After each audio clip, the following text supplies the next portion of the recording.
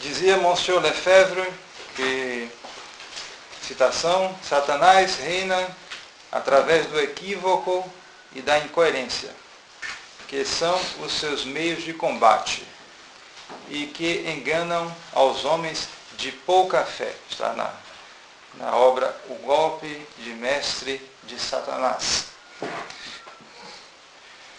Depois das discussões doutrinais entre a fraternidade e a Roma conciliar, diz o padre Flüger, que eu, num artigo que eu escrevi, eu citei várias vezes o padre Flüger, porque justamente ele é o menos ambíguo da direção da fraternidade. Ele diz as coisas. Ele é o comentador, ele é o esclarecedor de Dom Felé. Toda vez que vocês tiverem alguma dúvida, quando Dom Felé fala alguma coisa, vocês vão ao padre Flüger, ele dá o sentido. Qualquer situação, o padre Flüger diz o que as coisas diz, claro. Isso auxilia muito para a gente compreender as coisas. O padre Flüger, numa conferência em Hattesheim, em 29 de abril do ano passado, falando a respeito disso, dessas discussões, tudo isso, então ele dizia o seguinte: esses acontecimentos, tudo isso que ocorreu, sugeriram a Dom Felé pôr de lado o princípio que guiou as negociações com Roma. Este princípio era nenhuma solução prática sem acordo doutrinal. Mas os acontecimentos passados provaram que as diferenças que dizem respeito à questão doutrinal não podem ser resolvidas. O Papa quer uma solução canônica para a fraternidade. O Papa quer. Estado de necessidade, pouco espaço, O Papa quer. Se a fraternidade recusar um acordo, mesmo nestas circunstâncias, o resultado possível poderá ser novas excomunhões. Nestas circunstâncias, ou seja, a ameaça do Papa, ou seja, a perseverança no erro da Roma modernista e a ameaça dessa mesma Roma modernista. Nessas circunstâncias, Dom Felé considera impossível rejeitar a proposição do Papa. Seria o equivalente a cair, adivinhem, no sede vacantismo. Aí, resumido de maneira didática, toda a traição da direção da fraternidade. De maneira clara e inequívoca, só não vê quem não quer. Eu posso até desculpar quem lê um texto, uma pregação, seja o que for, de Dom Felé e não entende. Mas quem lê o Padre Flüger não entende, é paciência. Aí não quer ler mesmo, porque ele diz claro isso. Então, mudança de atitude, aqui, deixou de lado o princípio. Havia um princípio que foi deixado de lado, depois das negociações com Roma. Então, essa gente que começou todo esse processo alegando que iam pregar a fé para os romanos, que ia converter os romanos, voltaram desse jeito assim. Voltaram realmente tosquiados. E justamente essa é a ocasião que eu queria usar, que eu queria me valer para falar da virtude da fortaleza, porque justamente com a incoerência e o equívoco,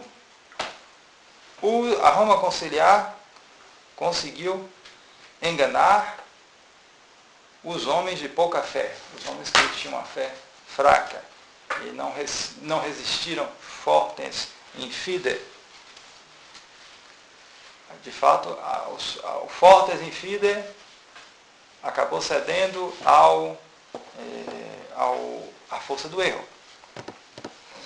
Nós já falamos, por ocasião do último retiro, quase 3 anos atrás, a respeito dessa virtude da fortaleza, mas não custa nada recordar as observações sábias de São Tomás de Aquino, na segunda, questão 123, artigo 6º.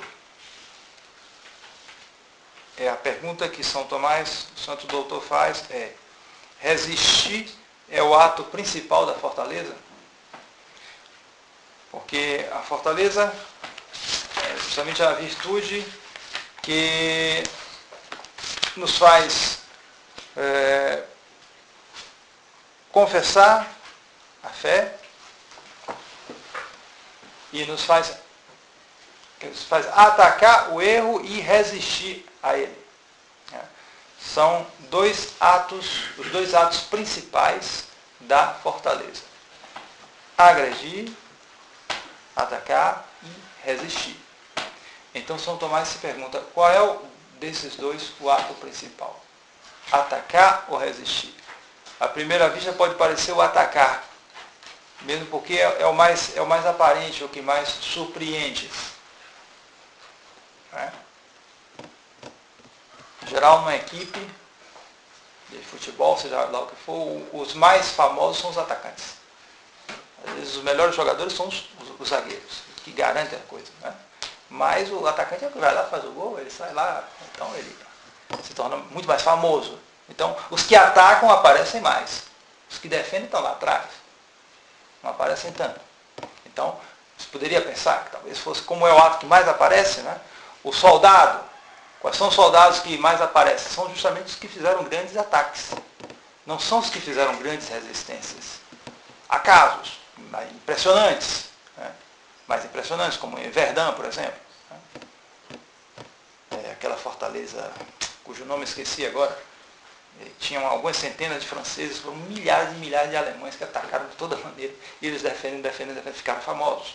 Normalmente os mais famosos são os atacantes. São os que vão e fazem uma operação especial e conseguem fazer isso, fazer aquilo. E se sabe na história as várias histórias de atacantes, de operações famosas, como na Segunda Guerra, a Operação Lídice, de uns judeus fizeram arte lá e conseguiram matar o principal da Gestapo da Alemanha, ou a operação que os alemães fizeram para resgatar Mussolini, que estava em cima de um monte, lá no alto do monte, ele estava lá todo fechado, com os italianos em torno, os alemães desceram de avião em cima do monte, um negócio impressionante. Desceram ali, espatifaram o avião pela metade, não sei o que fizeram, desceram, em alguns minutos eles tomaram, porque os italianos não estavam com muita vontade de lutar, então eles pegaram Mussolini e levaram de volta. Esses atacantes, eles que fazem essas coisas, eles se tornam famosos. E as pessoas prezam muito essa virtude, essa rapidez, essa gana de enfrentar as coisas. Porém, São Tomás diz, a virtude da fortaleza consiste mais na resistência do que no ataque. Não é o ataque principal. Para a virtude da fortaleza, e sobretudo falando em termos espirituais, a virtude para nós não é tanto atacar, fazer certas iniciativas de peso, importância. Isso é claro, isso faz parte também. Às vezes pode decidir a vida espiritual de alguém um ato heróico. Só que a perseverança dele será ganha mais pelo ato de resistir do que pelo ato de atacar, de fazer um certo ato especial ali. E alguns que são assim um tanto inclinados a isso. Fazer certos atos assim, fora do comum, ele querer fazer uma coisa assim, sei lá, estou sendo tentado, eu vou me autoflagelar aí até sair sangue ou coisa parecida. Muita prudência. Nunca faça uma coisa dessa sem consultar o diretor espiritual, porque é um ato especial que pode ser justificado em outras circunstâncias, mas não é o normal. O normal justamente é aquela resistência dia a dia, aquela perseverança que ganha dia após dia. Às vezes tem pessoas que têm justamente esse temperamento, ou essa inexperiência na vida espiritual, muitas vezes é isso, de querer resistir, de querer resolver tudo com um ato. Eu faço um ato heróico lá, sei lá, se eu não morrer eu escapo e pronto, ganhei meu céu. Não é assim não. Certamente, vez ou outra, será necessário fazer algum ato mais forte, mas o céu é conseguido assim, com essa fidelidade de gota a gota, dia após dia. Então, São Tomás diz, o ato principal da fortaleza é o resistir. E por quê? Porque a fortaleza tem como objeto reprimir os temores mais do que moderar a audácia. Porque diante do perigo, você tem duas atitudes. Você tem o medo, e você tem a audácia. Você quer enfrentar logo o negócio. Você entra num lugar aqui, de repente você vê, aparece um cachorro e latindo, e meio que vai atacar você. Você tem duas atitudes. Você tem aquele medo, dá para trás, ou você tem logo uma audácia de querer dar um chute logo e resolver a coisa. Eis aí. Essas duas atitudes, a audácia e o medo. Só que há uma diferença. Só que o mesmo perigo, que é objeto da audácia e do temor, nos leva por si mesmo a moderar a audácia, mas também aumenta o temor.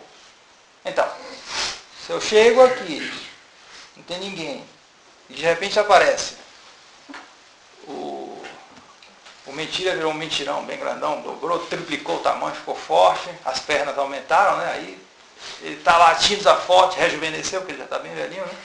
E ele está lá para pegar você. Então, o próprio perigo, no caso, o cão feroz querendo atacar, leva você a moderar a sua audácia. Se você for audacioso, pelo próprio fato de estar aquele cachorro feroz, latindo e querendo atacar, a audácia diminui.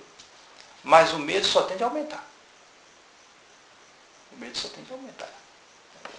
Se você não tomar cuidado, você tem que resistir e controlar aquele medo, senão ele se torna pânico. Você perde o controle e sobe na primeira árvore que você achar. Você não vai ter a calma de enfrentar a coisa. Você não vai ter a calma de raciocinar. Cachorro que late muito não morde. Você não vai nem pensar. Você vai sair na carreira porque a própria ameaça vai levar você a reagir dessa maneira. Então, é mais difícil, por isso. A razão principal é essa. O ato principal da fortaleza é realmente resistir, reprimir o temor. A audácia ela é moderada normalmente por isso, pelo próprio perigo ele leva a isso. Mas o temor ele tende a aumentar diante de uma ameaça. Então, é preciso que a resistência tenha o primeiro lugar na fortaleza. São Tomás, em seguida, dá 3 razões, desdobrando isto, para explicar por que a resistir é mais difícil do que atacar. Primeiro, porque a resistência se faz, pelo menos normalmente, se faz frente a um mais forte. Se é o mais fraco, você não sente tanto medo, a fortaleza não é tão cobrada de você. Evidentemente, se vier um filhotinho de 3 meses latindo, começar a você vai ficar com medo, até paciência. Vai ficar com medo daquilo. Cachorrinho de 3 meses latindo, você sabe que aquilo não vai. Ele é muito menos forte do que você. Mas se vem um Rottweiler de 50, 60 quilos, feroz, latindo, você vê que, como eu vou enfrentar esse bicho? Não é fácil. É um animal forte. Então, se você se bater na mata com a onça, pior ainda. É um animal muito forte. Então, você vê, ou você percebe no momento, o mais forte que você. Então, é mais difícil. Depois, o que resiste já sente o perigo iminente. A iminência do perigo é maior no caso da resistência. O que vai atacar, ele está prevendo um perigo futuro, que ele vai fazer aquilo, mas o que está resistindo, ele já está sentindo aquele ataque do inimigo. Em terceiro lugar, mais importante talvez, é que resistir implica um tempo prolongado. Um tempo prolongado. Certa vez me falaram de um herói ali, alguém que tinha se destacado muito em umas guerras aí, por pouco tempo. Acho que foi na Iugoslávia, um francês aí que tinha se destacado e tal. E que pensava, e que estava com uns desejos assim de vida religiosa, coisa parecida. Mas justamente ele tinha feito ações muito valorosas, mas para a vida religiosa ele não dava direito, ele não tinha aquele senso de ordem, nada, ele nem arrumava direito a cama dele, tudo aquilo, um sujeito todo meio desorganizado, mas ele foi um herói de guerra, um sujeito que, por quê? Porque certamente ele desenvolveu muito o atacar. O atacar, era um sujeito desse que fazia aquela coisa, mas era pontual. Atacar não demora assim tanto. Como citei há pouco, o resgate de Mussolini, feito por um grupo de soldados de elite alemães, né? Os Kosanin, o maior aviador, um dos maiores aviadores da Força Aérea Alemã. Quer dizer, parece que tudo foi em alguns minutos. Alguns minutos. Eles desceram ali em cima do monte, já saíram. Os italianos só estavam se rendendo, porque eles não esperaram, parecia um avião no topo do monte, eles ficaram de mão para cima. E eles já foram entrando, dizendo, olha, já está tudo tomado, não tem jeito, a gente já tomou tudo. E eles acreditaram, estavam interessados mesmo naquilo. E depois, quando que eles entraram, já veio o chefe dos italianos oferecendo uma taça de vinho para eles, que era sinal de que eles tinham vencido. Pronto, ele não estava interessado. Então, alguns minutos eles fizeram aquilo. Atacaram, houve uma necessidade de muita fortaleza, de muita coragem, mas foi uma coisa pontual. Compare isso com a guerra de trincheiras na Primeira Guerra Mundial. Era outra coisa. Você vê relatos de pessoas porque se escreveu livros, né, sobre isso. É impressionante. Sobre a resistência daquela gente que passava anos, meses naqueles buracos, naquelas trincheiras, que aliás se tornaram depois até melhores, com o tempo até eles conseguiram organizar melhor as coisas daquelas trincheiras, mas no começo foi um negócio terrível, você ficava no meio da lama, com água às vezes até a cintura, quando chovia, enfrentando temperaturas e aguentando aquela guerra que tinha se imobilizado ali. E se diz que as pessoas que mais resistiam não eram os jovens tanto, porque o jovem justamente é mais imaturo, mas eram homens que já tinham um pouco mais de idade, tinham já família, tudo, tinham uma situação mais estável. Então eles tinham mais capacidade de resistir a essa guerra do que o jovem, que não aguentava, ficava naquele ali, aguentando. Pois, eis aí a fortaleza, o principal ato da fortaleza, resistir. Eles estavam ali resistindo. E isso tomava mais tempo. Os que atacam é uma coisa pontual. É necessário fortaleza, mas não tanto, porque é só uma ação pontual ali e depois passa. Assim é o caso na vida espiritual dos que têm que fazer, vez ou outra, certos atos de virtude e que às vezes são atos difíceis, certas ocasiões, tentações, certos exercícios de piedade, às vezes mais que custam mais. O combate aos vícios, pelo menos se um vício se torna mais, você percebe que ele começa a aumentar, pode ocorrer isso. A tendência é isso se estabilizar com o tempo. Ocorre mais nas pessoas mais jovens, mas sempre há possibilidade. Às vezes a pessoa sente que numa determinada virtude ele já não está mais com a mesma atenção. Com a castidade, por exemplo, com a pobreza, com a humildade. Ele sente que quando ele entrou no mosteiro, ele era mais submisso e não tinha muita queixa interior. Mas depois, pouco a pouco, ele vai notando, mas tem esse defeito aqui, tem esse defeito. Esse irmão realmente tem esse defeito mesmo. E esse aqui tem esse defeito. E essa comunidade tem esse problema aqui. Ele começa a fazer julgamentos e, com isso, as queixas vão aumentando interiores. Se ele não toma certas medidas e faz certos atos, aquilo vai tender a se exteriorizar. Na face, em certas atitudes de irritação, em certas impaciências, e até pode ser que ele possa uma hora se encontrar com um que está na mesma situação e os dois então terão uma longa conversa.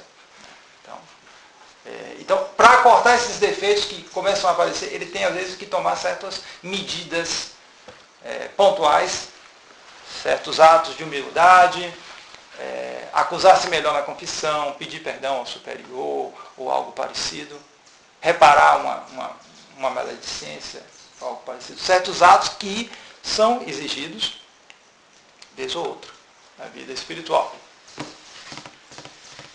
Mas o principal não são esses atos. Eles são importantes, mas o principal é essa resistência do dia a dia, que vai durar anos, anos, anos e anos, até a nossa morte. Esse manter-se na vida religiosa, esse manter-se estável na conversão dos costumes. Né? Qual é o sinal, por exemplo, de que a pessoa avançou num grau da vida espiritual? Que ele provavelmente deixou a via purgativa dos iniciantes e passou para a via iluminativa dos que progridem. É justamente quando o pecado mortal habitualmente desaparece da vida dele.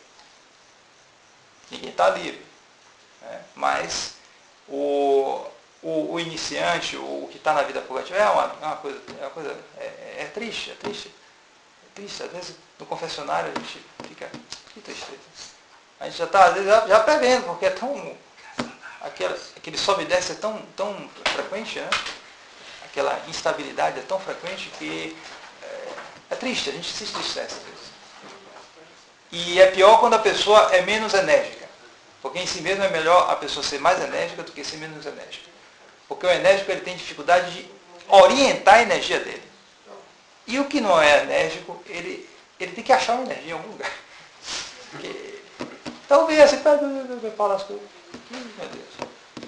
Aí depois melhora um pouquinho, parece uma bolazinha que infla um pouquinho depois, mas tem um furinho sempre, os furinhos não saem, aí murcha de novo, aí vai, aquela coisa. Quer dizer, fica na via purgativa, não progride. Quando ele passa, depois que você nota, e é uma bela experiência para um confessor, né? Alguém que vai ver o progresso da alma, ele tira a cabeça da lama, começa a sair e aquilo se torna menos numeroso até que ele se põe numa via em que ele se estabiliza.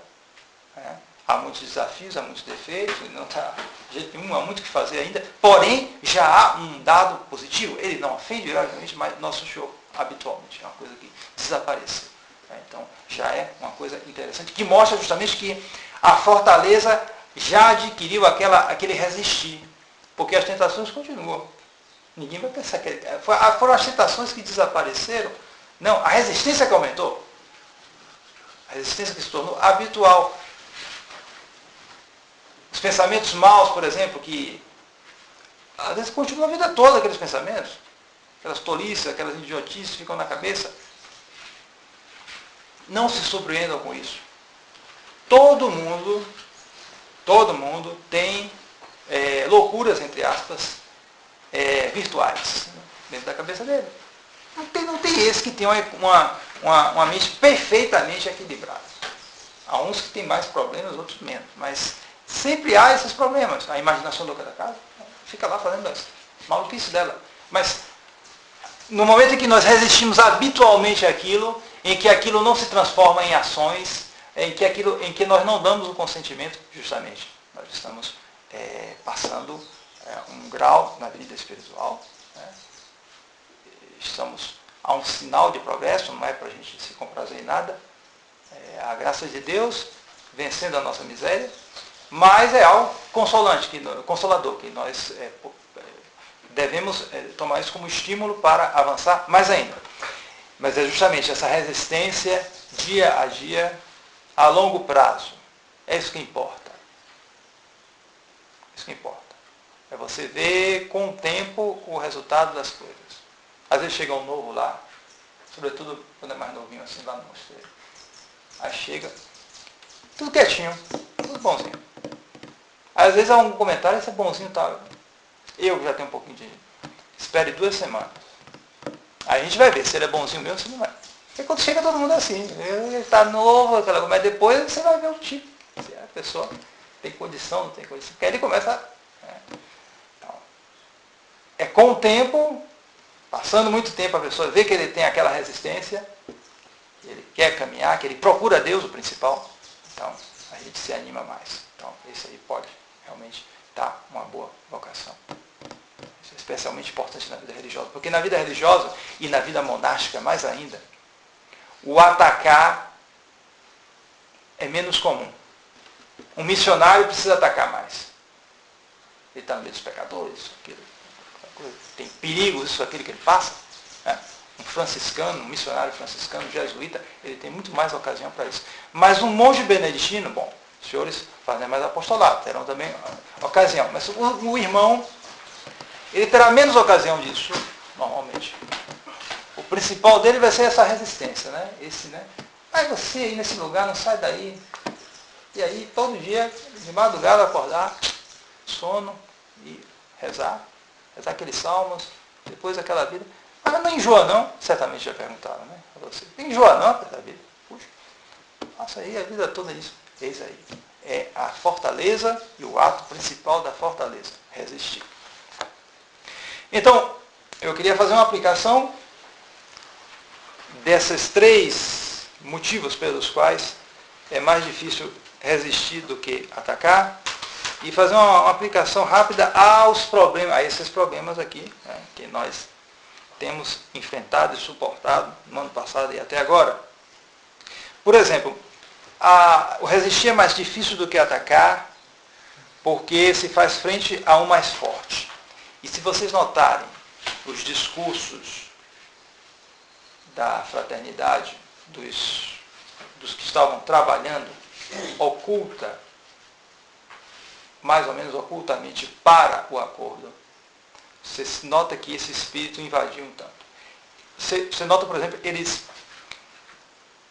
Dom Bernard Ferrer fala muito isso. A devastação na igreja conciliar. É verdade? Sem dúvida nenhuma. Os dados deles são interessantes.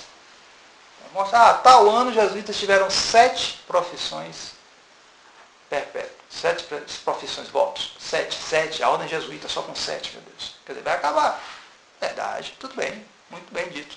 Mas a coisa é dita dentro de um ambiente que passa a ideia de uma fraqueza da igreja conciliar. Coitadinhos, eles estão acabando. Eles precisam de nós. Porque nós temos mais vocações. Tem gente que gosta de fazer isso. É um certo orgulho, porque ser humano, às vezes não pode, às vezes nem é uma má intenção propriamente, mas é um orgulho mesmo, ser humano, é humano. Aí coloca, nós, o rito tradicional, já ordena, e aí engloba todo mundo, ralliei não, e tradição, bota todo mundo, já vão ordenar quase 1/3 dos sacerdotes na França, isso, aquilo, outro, aí, tá vendo aí? A gente vai vencer desse jeito, vai, e outras tolices desse nível, tolices. Isso vai contra isso, justamente. A resistência, nós resistimos ao inimigo mais forte. Atenção. Não pense que por causa da decadência, e porque existe essa decadência, eles não deixaram de ser fortes. E por que eles não deixaram de ser fortes? Porque nós enxergamos esse fraco forte de acordo com o nosso critério, que é um critério católico. Mas eles enxergam o fraco e forte de acordo com o critério mundano, humanista. Então eles podem até dizer da boca para fora que eles estão precisando da nossa ajuda, mas na verdade eles se sentem fortes porque eles avaliam o progresso da igreja não como um crescimento nas vocações, na santidade, tudo isso é exterior. O principal para eles é que a igreja se incorpore ao mundo. Esse é o progresso para Roma conciliar. Então, alguns anos atrás, perguntaram ao antigo arcebispo de Salvador, que vai até participar do conclave, pode ser eleito. Né? Deus nos livre que ele seja eleito, mas ele vai participar. E ele dizia que o que ele dizia? Mostrava a ele mais uma vez os números sempre decrescentes do catolicismo no Brasil. Quando era menino, se falava que o Brasil tinha 92, 93% de católicos. Bom, a religião era o catolicismo. O mais era uma seita lá, outra lá. Na minha cidade, no interior da Bahia, havia já seitas protestantes, mas era uma coisa assim, esporádica, aqui e ali. Religião se entendia sempre como religião católica. Né? e já era o concílio e tudo, mas ainda havia uma grande maioria de católicos. Aí vai baixando, já está, em Salvador já está 60 e poucos por cento só de católicos. E o impressionante é que a maioria não é tanto protestante, embora os protestantes estejam crescendo muito ainda, mas parece que eles têm diminuído esse crescimento. O que está aumentando é a gente sem religião. Agora, sem religião não é sem religião ateu. Sem religião é aquele sujeito à toa que chega aqui, sei lá, pega uma Bíblia, bota um texto ali e diz que ele lê a Bíblia e, sei lá, qualquer coisa assim, como o motorista de táxi que eu peguei. Eu dei uma medalhinha para ele. Você tem religião? Não, eu sou doida, assim, não sei o quê. Assim, tipo assim. E com um tecinho lá na frente do carro dele. Mas, fora do ar, coitado. Então, quando se mostrou essas estatísticas ao arcebispo, aí o número de católicos está diminuindo. Mas os que são católicos são mais conscientes. Pronto. Teve agora dizer isso numa entrevista de jornal, que os católicos hoje estão mais conscientes. Mas essa consciência para eles é justamente essa incorporação ao mundo. Então eles sofrem porque há uma diminuição, mas eles fazem dão uma desculpa que, não, por exemplo, o número de católicos diminui, mas o comunismo está aí, as religiões têm seus valores de salvação, pronto. Então se um passa para o protestante, para isso, para aquilo, mas ele está buscando a salvação, isso, aquilo, pronto. Eles tiram isso, ignoram isso, ponto final, e há mais fraternidade, os valores da igreja estão mais espalhados por aí, e é do interesse dos poderes do mundo que a igreja siga esse curso. Então eles certamente dão um sustento, um apoio, eles dão apoio.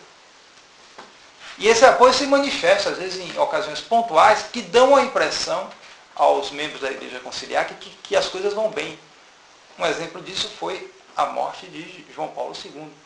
Quando, na história da igreja, um sumo pontífice reuniu tanta gente, tantos chefes de Estado.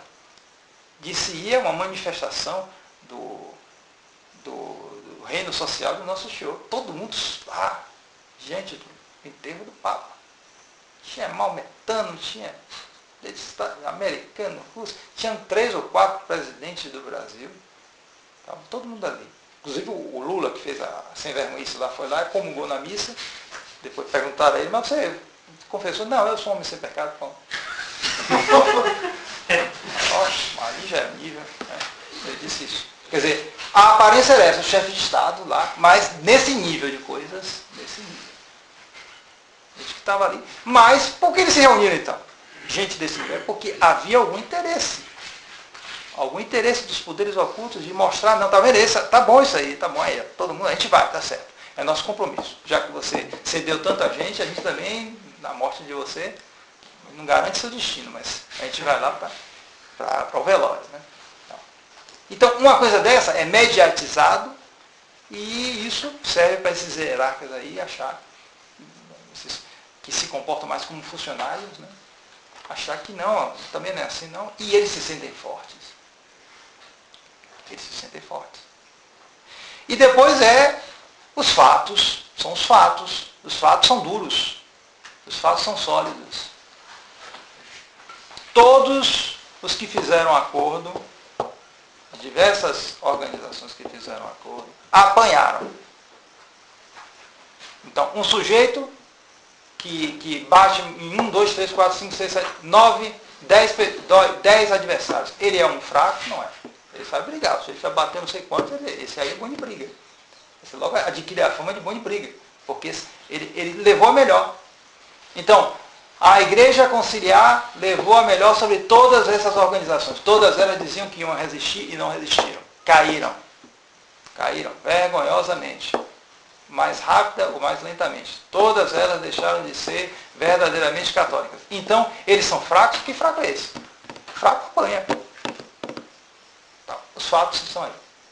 Mas eles tendem a passar essa ideia de que a Igreja Conciliar está numa fraqueza, ela precisa do nosso apoio, e os conciliares muito espertos, a Roma Conciliar, de vez em quando, solta isso.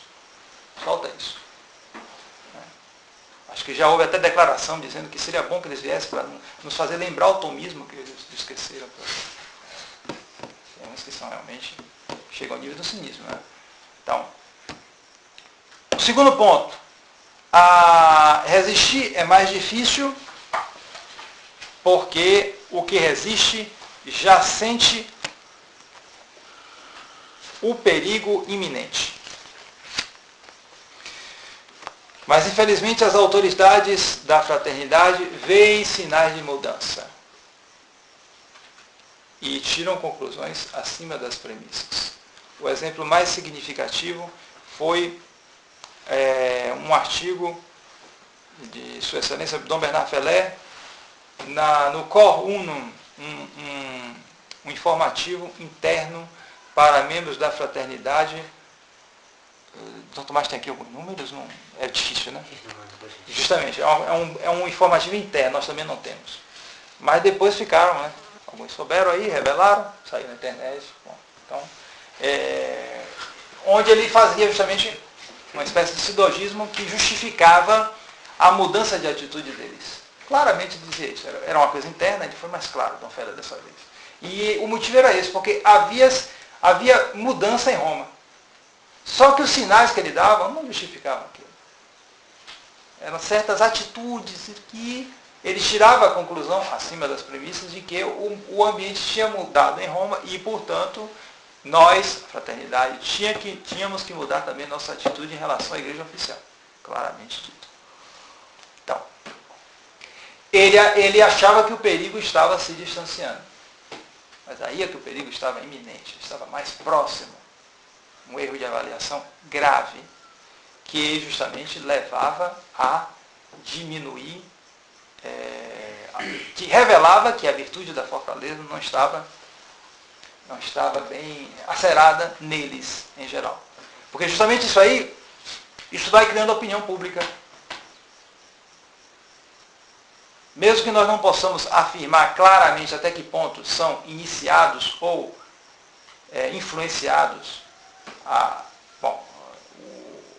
os três da direção da fraternidade, mas se nós nos referimos ao clero da fraternidade e aos fiéis, então essa gente, ela sofre essa influência dessas declarações. Eles têm a sua virtude da fortaleza, da resistência, enfraquecida por causa disso. Então, se alguém lê o de si e vê a descrição da decadência da igreja conciliar, então ele é tentado a pensar, realmente seria bom que nós fôssemos realmente ajudar essa gente. A virtude da fortaleza está baixando, ele está deixando de considerar o outro lado como mais forte.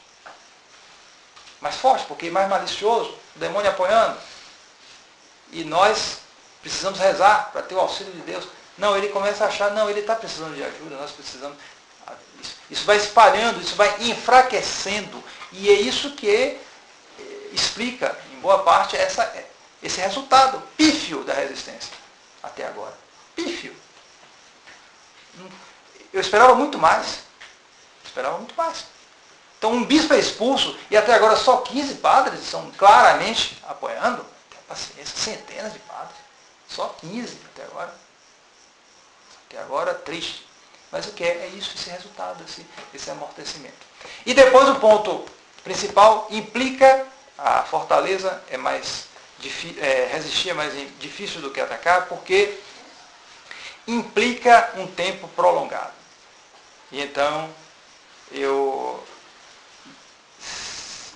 seria bom citar o artigo do reverendo padre Christian Bouchacourt, aparecido num dos últimos números da revista do Distrito da América do Sul, né? O editorial, né? Em que ele,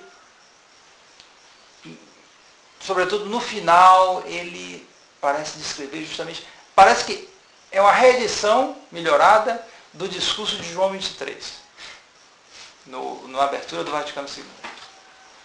Ele disse que João 23 dizia que os erros, agora a gente tem que ter uma atitude melhor, porque os erros, eles acabam se dissolvendo como uma bruma com a luz do sol. Tem uma luz do sol como aqui, né? Amanhece tudo aquilo. Brumoso, vai vendo a luz do sol, aí dissolve tudo, aí vem esse sol bonito, a gente enxerga tudo. Né? Dá para enxergar até Nova Friburgo ali do outro lado. Quer dizer, assim os erros. Normalmente vocês falavam assim, que bonitinho, né? Então o Padre Buchacu fala, parecido, não é a mesma coisa, mas ele fala assim, quer dizer, a geração do concílio está morrendo. Não sobrou mais ninguém quase. Então, quando eles morrerem, então isso, as pessoas voltarão à razão. Voltarão à razão. Como se todo mundo tivesse ficado doido. Mas como os doidos morreram, os que ficaram no lugar estarão sãos. Então, eles vão voltar à razão. E esse voltar à razão, ele se refere aos progressistas, mas Dom Ferrer usa também isso para os resistentes. Uma conferência dele, há pouco tempo, ele falava isso, que a ação do demônio, o demônio está em todo lugar, agindo, só não está agindo em Menzinger. Né? Então, está agindo em todo lugar e como é que a gente vê isso? Como é que a gente sente isso? Porque há uma desproporção. As pessoas reagem além do que está ocorrendo. Então, eles perdem a cabeça, perdem a razão. E isso é um sinal de que o demônio está agindo. Então, quem reage, toma medidas efetivas, ele está exagerando, ele está sob a influência do demônio. E ele está lá tranquilinho, com o anjinho da guarda dele, de rabo e chifre, destruindo a fraternidade. Então, o Padre Buchacu usa isso aí, quer dizer, com a morte da geração do concílio, então, as pessoas voltarão à razão, certamente eles vão, então, renegar o Vaticano II, né? Quando isso vai ocorrer? Com esse Papa? Agora ele está perdendo, né? Porque só tem mais alguns dias para ele ficar, não vai ser com esse Papa. Né? Ele diz, com esse Papa, não sabemos, só Deus sabe. Né? Com outro Papa, quer dizer, essa maneira um tanto de diminuir a coisa, de achar que talvez a mudança venha mais rapidamente, né? E de preparar-se os espíritos para uma possível surpresa, né? Um possível acordo, quem sabe. Então, esse tipo de discurso, ele tende a enfraquecer a fé dos que guardam a tradição. Dos que guardam a tradição. E então eles se deixam vencer pelo outro lado. O outro lado, justamente, que emprega a força do erro. Se a fé enfraquece, o erro entra.